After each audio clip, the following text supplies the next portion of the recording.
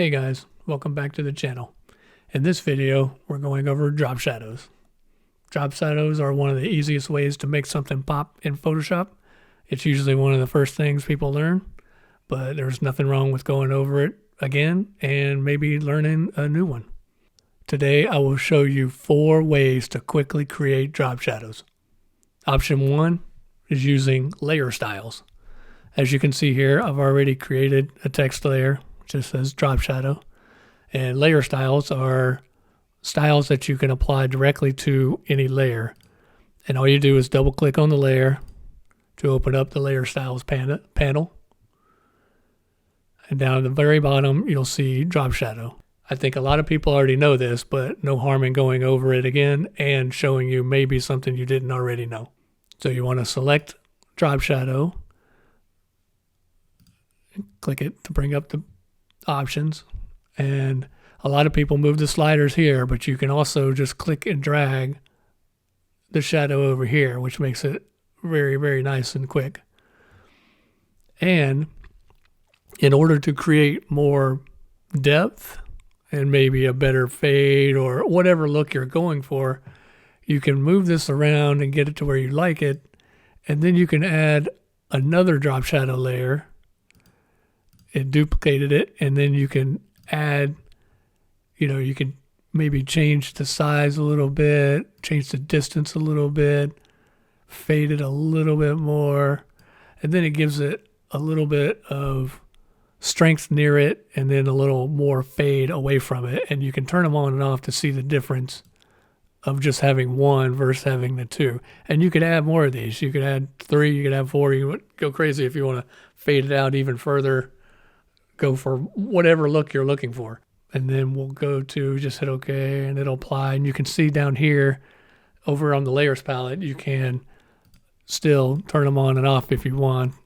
If you ever want to get rid of the layer styles, you can just grab this little effects icon or whatever you want to call that and just drag it to the trash and it'll delete it. Option 2 would be using a solid color adjustment layer. To do this, you will make a selection of the drop shadow text by holding Control or Command button and just clicking on the T for the text layer. It will select your text. Then go down to the adjustment layer button and make a solid color adjustment layer. Go down to black and down here in the corner, just hit OK. And then you want to move that layer down below your text layer. Now, if you click off of the color and onto the mask here, you can go into the properties panel for your adjustment layer. And it may not be here. If you can't find it, go to Windows and then click on the properties thing and it'll pop up for you. So if you click on the mask, then you want to go to the properties panel and feather the mask, and then you can just move it and position it wherever you like and change the opacity.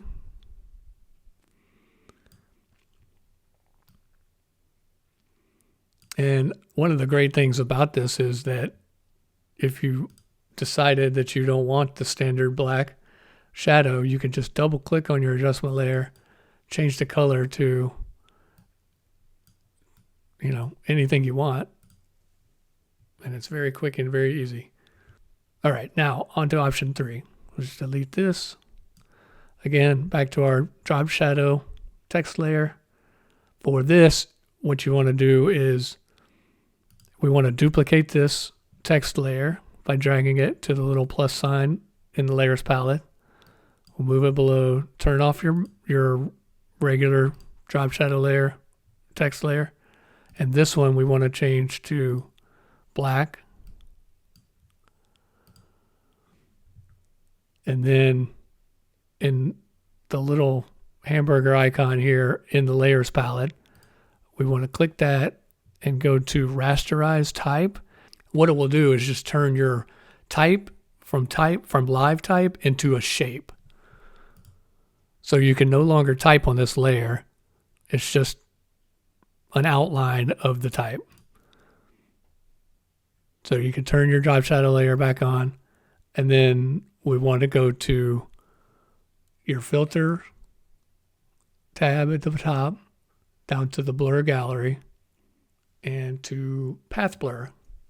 First thing you want to do is turn centered blur off, and then you have this little control interface here. You can just grab the tip and pull it down, and then up here where your controls are, you can control the speed and the taper, and what it does is controls the fade and like how fast it looks, which I really like this one because of it gives it movement, a very cool movement feel. And once you're happy with that, you can just hit the OK button at the top. And I mean, that was just, it's so fast, and yet it's such a dynamic looking shadow. It's a really cool option. And you can see it's just made for you, and you can, like all the other ones, you can just change the opacity if you want. And here for this one, if you wanted to make a color change, because it's its own layer, you can go to color overlay and you can change the color to anything you want. It's really, really, really quick and a very cool shadow. For option 4, we're going to go to something more specific. Like, you wouldn't do this all the time, but you may run into a need if you have it. This is, if you have a product shot like this, sometimes recreating shadows that are realistic like this can be kind of tough. And if you need to do it in a hurry, this is a really, really cool way. I've already set this up so I have a texture that I want to put the bottles on. So the first thing we want to do is grab this layer. You can just click and hold it and drag it over here. And if you press and hold the shift key, it will put it in the center of the document. So now you can see it's just sitting on top in the layers palette, and we'll just name it bottles just because. So the background layer is the textured paper, and then the top layer is the bottles. For option 4, we're going to use the multiply blend mode. But first we need to make a copy of this bottles image, and we're going to need to isolate or silhouette the bottles out of this image so that they are alone. The first thing we'll do is duplicate this, and we'll just drag it underneath it, and we're going to make this the shadow layer. So we'll just go ahead and name it shadows just for ease. And we can turn that off for now. On the bottles layer, we're going to go to your palette on the left, your tools palette.